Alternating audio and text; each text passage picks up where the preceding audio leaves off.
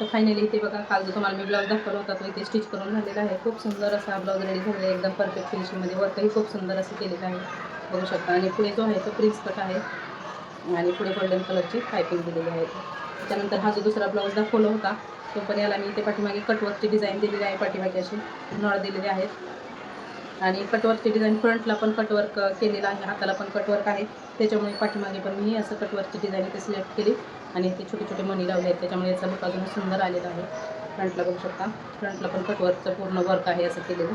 Princess कटचा हा blouse आहे 34 साईजचा. आणि ह्याचा हाताचा व्हिडिओ मी शूट केलेला आहे, तो पण शेअर करेल.